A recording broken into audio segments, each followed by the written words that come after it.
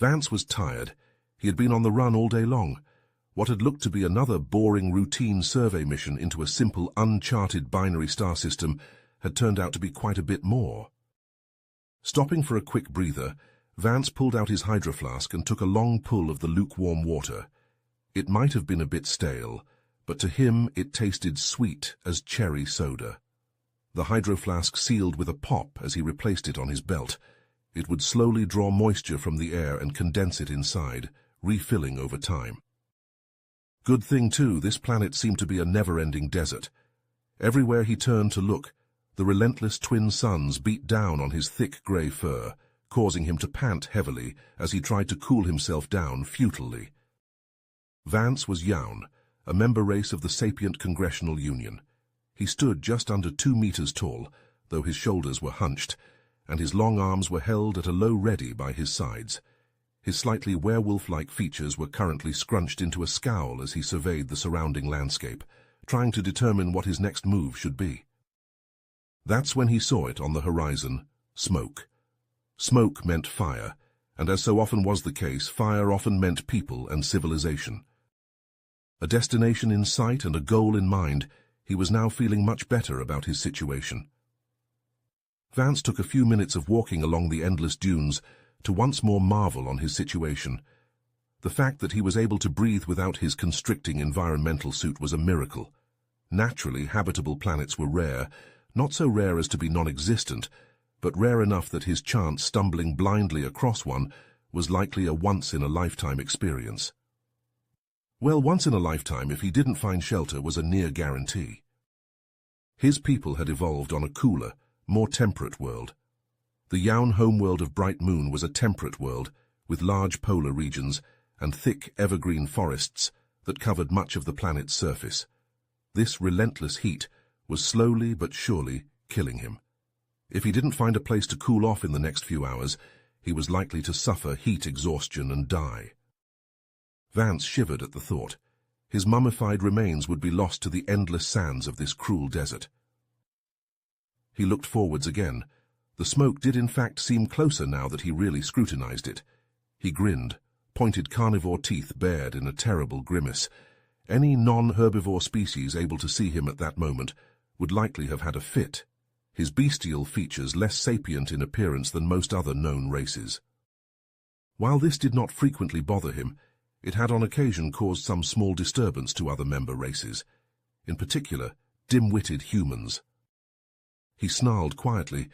The SCU had only made contact with his people 40 years in the past, plenty of time for the other member races of the Union to become acquainted, but they hadn't. It seemed that many of them harbored an instinctive mistrust towards the Yaun. Whether it was born of ancestral fear or prejudice meant little to Vance. It was wrong. There were even whisperings of succession in some of the more extreme circles. It would never happen, though. The Union was truly vast, thousands of inhabited worlds spanning thousands of light years, and with a population numbering in the hundreds of quadrillions of sapient beings. There was no realistic way that their tiny population of a few billion could hope to stand up to the might of quadrillions. The smoke drew steadily closer. Thoughts of what kind of strange people might inhabit such a desolate world caused his mind to enter a tizzy. From what he knew of desert creatures, they tended towards the more insectoid or reptilian. Mammals were a rare sight on such worlds. Would they accept him as a sapient being? What if they tried to kill him? Dark thoughts of murder and cannibalism entered his mind unbidden. Such creatures existed across the Union, flesh-tearers and the other psychotic bloodthirsty pirates that frequented the less populated regions of the galaxy. Was it possible that the indigenous people of this world would be the same? His ship had not detected radio signals before he had mysteriously lost power. Only by switching to his secondary generator had he been able to prevent himself from becoming a glassed crater in the planet's surface. Barely. His ship had suffered catastrophic damage in the landing, and he had decided to try and scout out the area. With no landmarks to follow and 2 suns causing him to confuse the direction he had come from, he had started to lose all hope of making it off the planet alive. But then he had seen the smoke. Like a beacon, it inspired hope in his chest. He took another large, panting breath before taking a moment to rest in a shallow hollow. He cocked his head as he spotted the first life he had yet seen on the planet, a small, scraggly bush, barely alive by the looks of it. Its wood was covered in gnarls and grey twigs, knobby and blistered by uncountable days of exposure to the harsh elements. Still, where there was life, there was water. That was a good sign as he was drinking from his hydro flask, faster than it seemed to be able to replenish. He took another deep, shuddering breath. His break had done nothing but drawn attention to his aching muscles and sore joints. Walking for hours through the soft sand had turned his legs to jelly and his feet to raw meat. His large, clawed, paw-like feet generally had no problems with the terrain, but the hot sand had slowly begun to scour the softer flesh between his toes. While he wasn't bleeding yet, the flesh was raw and tender. He knew that he would have to clean them soon so as to prevent potential infections. Vance had received a universal inoculation when he had turned the age of 12. But while it was essentially an immune booster, it was not a cure-all. One could still get sick. The inoculation simply boosted the natural strength of his immune system. The result was near human levels of disease resistance, but at the cost of becoming quite tired while fighting off an infection. As Vance crested the next rise, he froze. The cause of the smoke was now directly in front of him. The low, rolling sand dunes gave way to an expanse of flattened earth, less sandy, more dusty. In the middle of this flattened land was a large sunken pit of some sort and a low hut-like structure. The hut was the cause of the smoke, the structure charred and covered in strange marks. Vance hunkered down, all thoughts of his sore muscles and raw feet forgotten as he observed the scene. It looked like the aftermath of a war zone, a high-tech war zone at that, the strange marks resolving themselves into some sort of burns like those made by energy weapons. He swore loudly, then immediately snapped his mouth closed. Whatever or whoever had caused the damage might still be nearby, and from the looks of the place they would likely not have his best interests in mind either. He waited a full 10 minutes, but no enemies appeared. He looked around and then swore quietly, "Friends, furred ass." He needed a place to shelter, and he couldn't wait any longer. Dangerous or not, the chance of death was better than certain death, and so he found himself moving towards the low round building. His body held low as he used his arms and legs to creep forwards. He reached the side of the building and stopped. A new smell reached his strong senses. After nothing but the hot, slightly metallic smell of the dunes and his gear, it was a bit of a surprise to smell something different. He smelled burnt flesh, the smell making his mouth water slightly. He had not had fresh meat for months, subsisting off the dried and freeze-dried rations he was provided with by the company. His stomach growled involuntarily, and he swiped his tongue over his lips. He had a bad feeling that what he was about to find might not be a delicious home-cooked meal, though. Sure enough, as soon as he crept around to the front of the building, he recoiled. In front of the door were the charred remains of two creatures, strangely familiar but unrecognizable due to the damage. He looked closer. Despite his disgust, the creatures looked far too familiar. 2 legs and arms. A body shape similar to that of a human, but that was not too surprising, he surmised. More than one of the Union member races seemed to take after that appearance, humanoid as the humans called it. And of course they would. They named everything after themselves, the selfish, hairless packbreakers. Vance snorted, trying to get the smell out of his nostrils as he slunk by into the building itself. The building was larger than he had at first supposed. The doorway turned out to be a set of stairs that led underground in the direction of the large pit he had observed earlier. They must be a burrowing race. He thought idly as he descended into the structure. Indeed, as he reached the bottom of the stairs, it opened up into a small house built almost entirely underground. Though one of the rooms seemed lit, it must connect to the large open pit. The room was scorched, the look of a fire that must have raged out of control. Even with the oppressive smell of char and soot, it was cooler than the surface. He located what looked like the remains of a stool and wiped it off before sitting. He gave a long sigh before taking another long swig from his hydro flask. It felt good to be sitting. His aching muscles and feet groaned in protest as he tried to regain his strength. After a few minutes, his breathing had slowed, and he was feeling much more comfortable. He flexed his feet. He needed to find something to wash them with. He looked around. He couldn't see any obvious means of water storage. The planet was hot and dry. But surely the local life drank water, or at least knew of its existence. He stood, wincing slightly as his sore feet protested, the sand between his toes a constant sting. He limped over to the far wall and moved a few charred items off a nearby shelf. Nothing of use, it seemed. Then he stopped. He looked at the end of the counter before moving quickly towards a large box at the end of the counter, it looked like. "Yes," he said triumphantly. It had been some sort of refrigerator.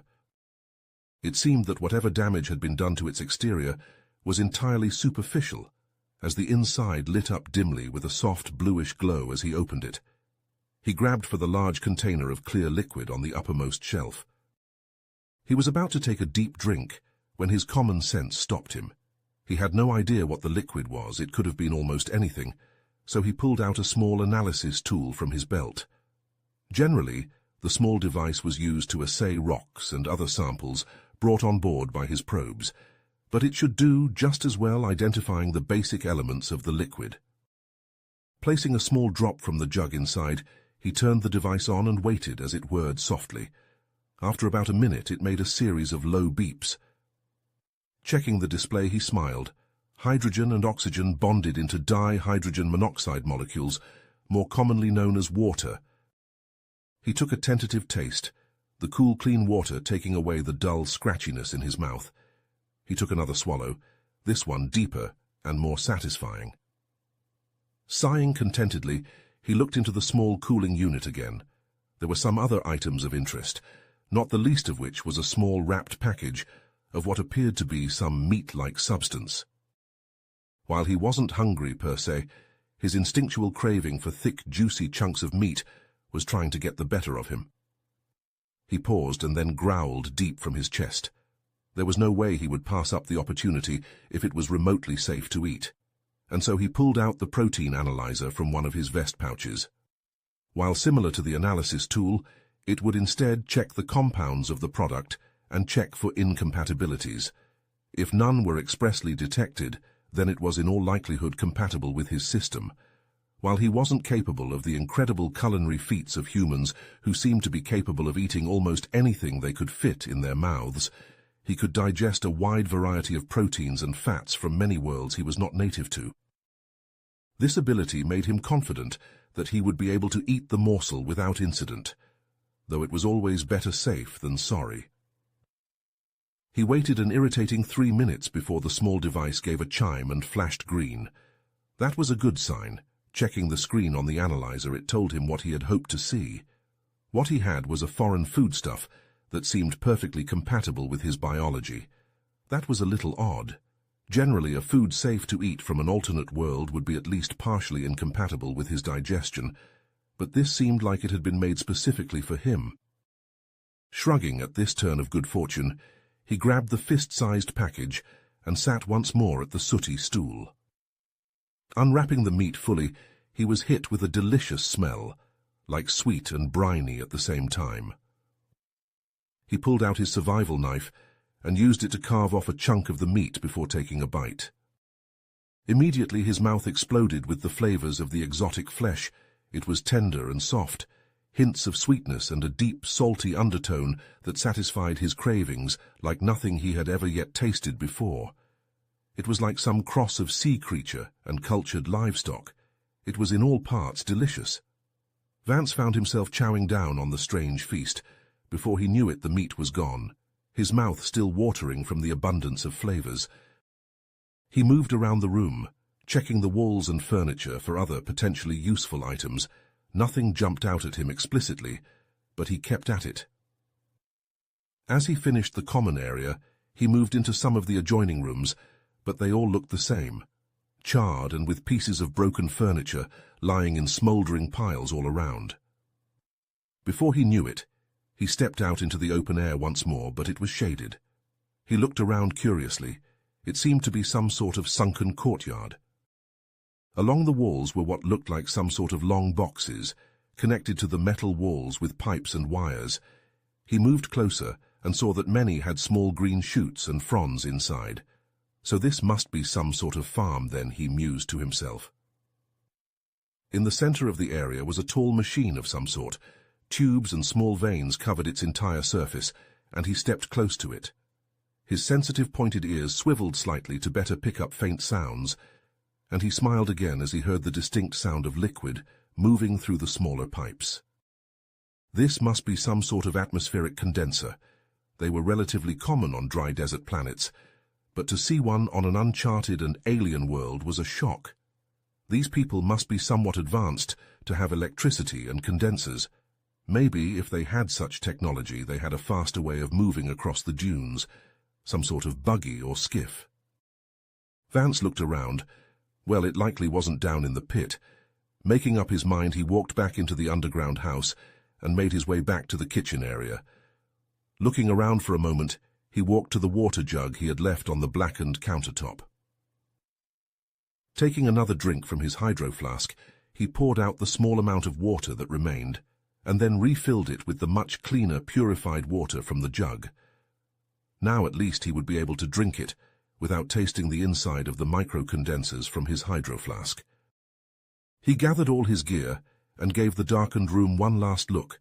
Nothing caught his immediate attention, so he left, walking up the long staircase to the surface.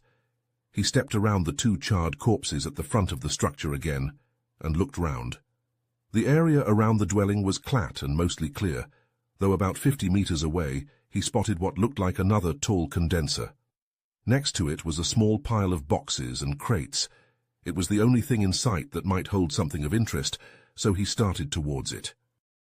As Vance reached the small pile, he cocked his head. Something went scampering from the cracks between the crates. A small creature that seemed to hop on two legs. It stopped a few meters from him, and he looked at it intently. It was no bigger than a znot, in fact, other than missing the extra limbs. It seemed remarkably similar. It had tan, wrinkly skin that blended into the surrounding dirt, and a long nose that it brushed a few times as he watched. It must have been some sort of small rodent-equivalent native to this world. As he looked at the small critter, it gave a small series of squeaks and scurried away, its tail disappearing back into the large pile of boxes. He shrugged and climbed on. The seat was a little uncomfortable as it seemed designed for a smaller species, but it would be fine. He found the control stirrups and placed his feet in them. He gripped the handlebars tightly and kicked back on the pedals. The machine made a series of coughing noises and then returned to its seemingly inert status. It was still hovering, however, so it must still have been working.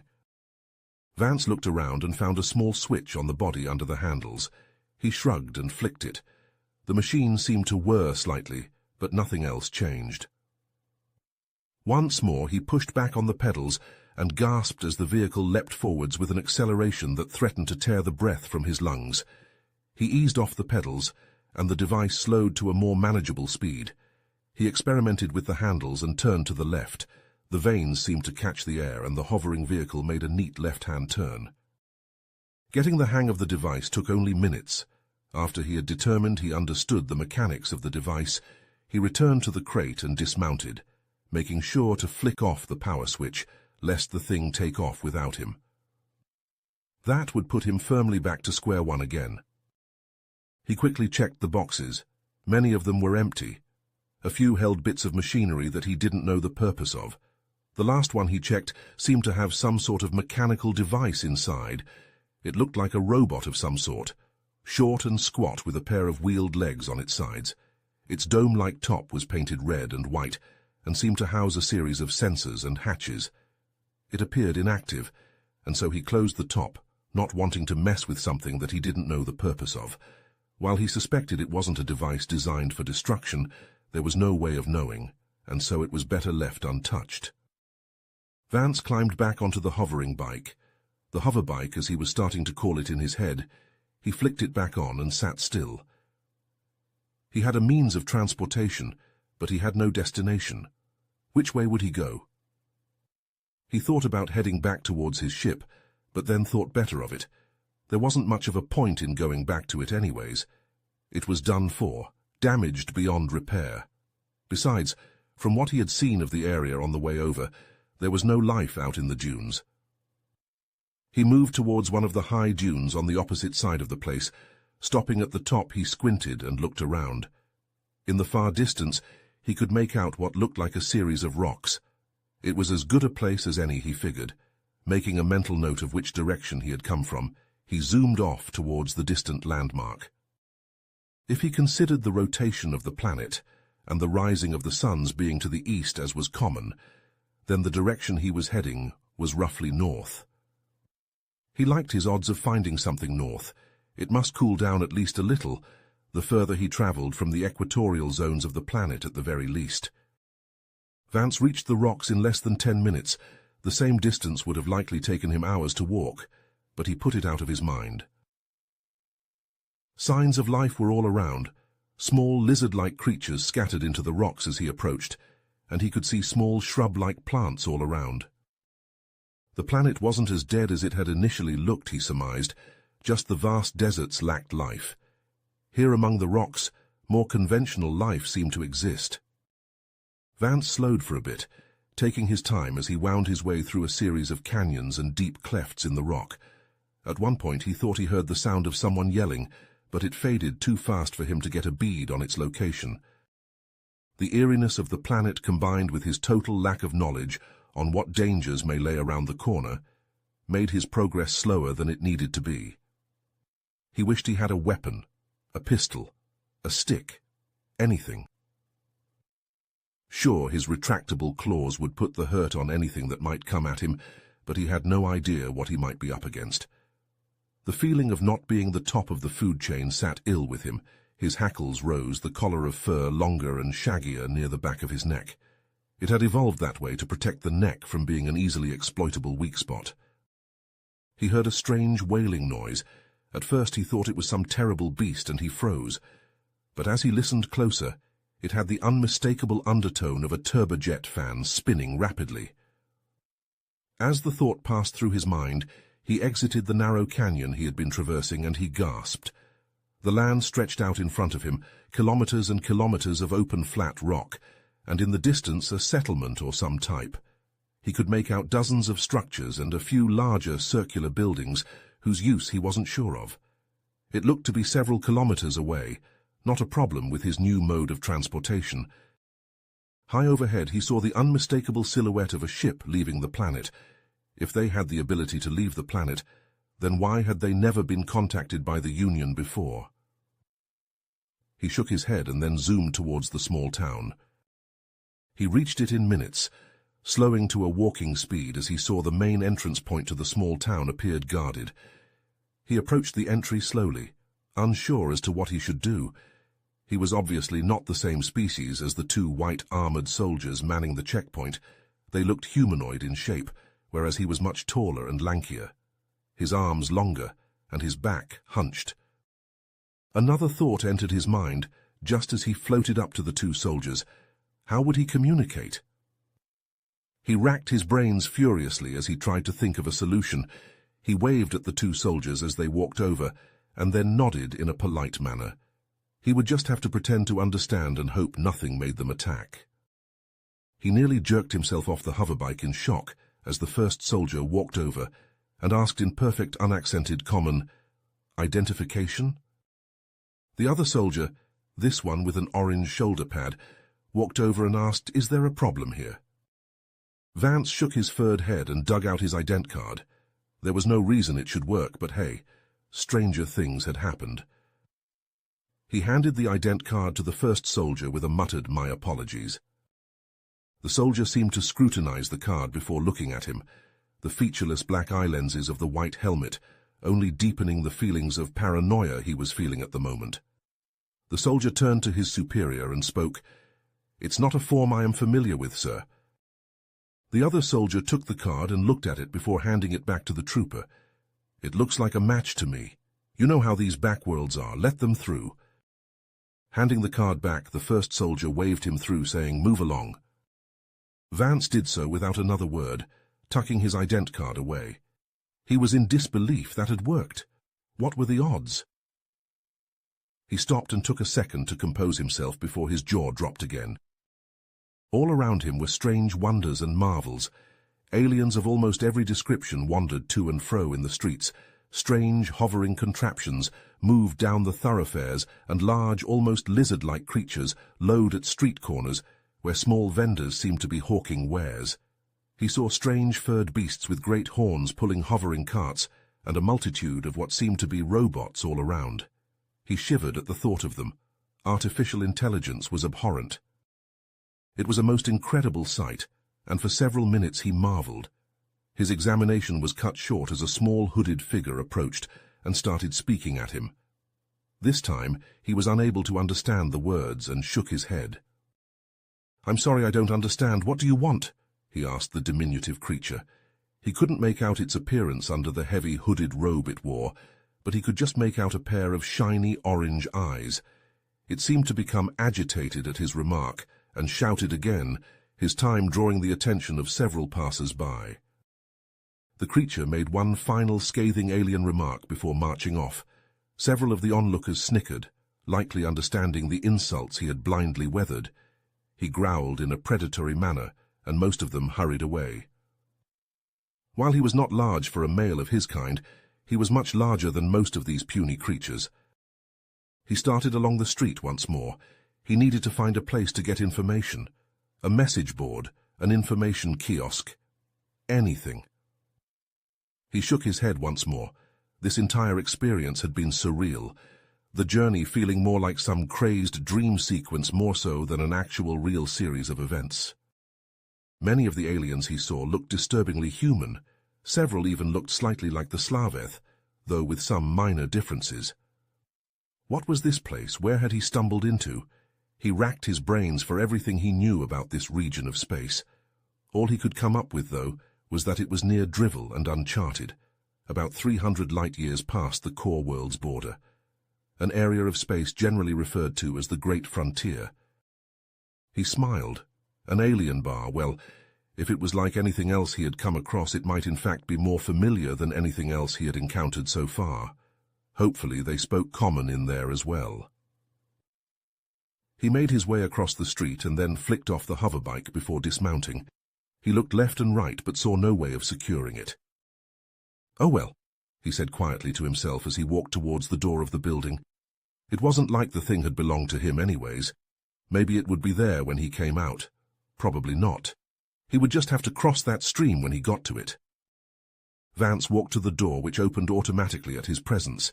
He was immediately hit with a wall of smoky smells and funky noises, a catchy tune that made his long, narrow tail twitch in tune and made him want to bob his head. He smiled, his wide grin glinting as the light met his long canines. This seemed just like his kind of place. He sidled up to the bar top, one of the other patrons giving him a long look. He nodded to the strange green alien and then asked the bartender, a disturbingly human-looking alien wearing a tan shirt. Vance frowned slightly and then replied, "Information." The man seemed to tense and said, "That isn't something I generally serve here. A dangerous commodity, that is." "Off-world? Anyone can get you off-world for the right price. I'm sure if you ask around you might find something suitable. Now please, order a drink or leave me alone."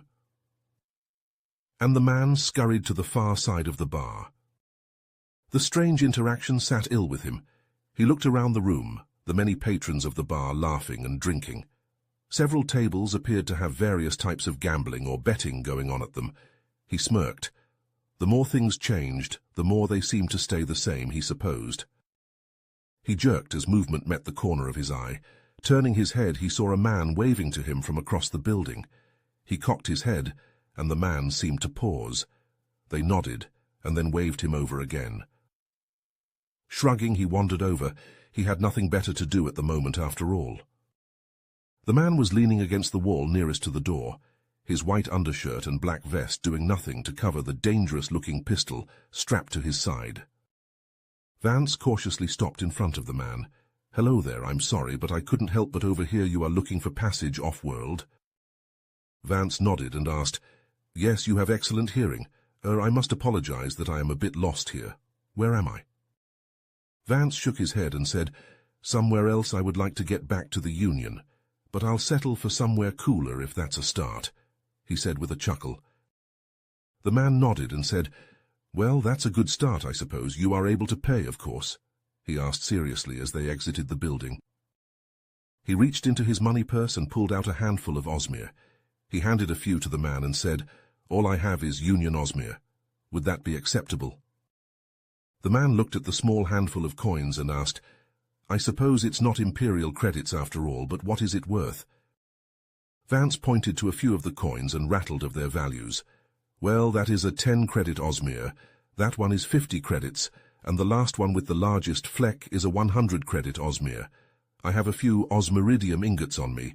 Should be worth a few thousand credits. Would that be adequate? He said with a bit of a head bob. Hello, Han, I'm Vance, he replied. My ship is in Bay 94. Want to meet me there? Han said to him.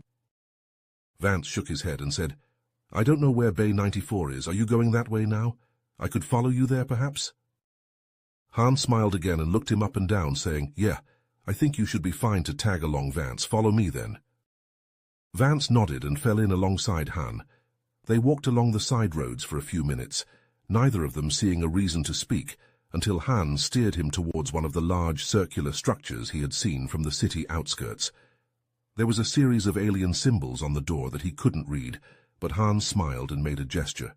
Here we are, Bay 94. That? Han asked. That's the ship that made the Kessel run in less than 12 parsecs, friend.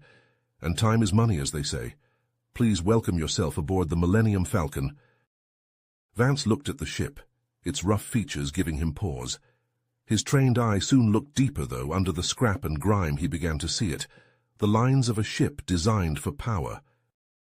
Vance gave Han a wide, toothy grin as a new hope began to form in his mind and said, I think it's perfect. If you finished this story, please subscribe and like the video. Then leave a comment that says, I liked the story, and I will heart every single one of them. It really helps me. Thank you for your time.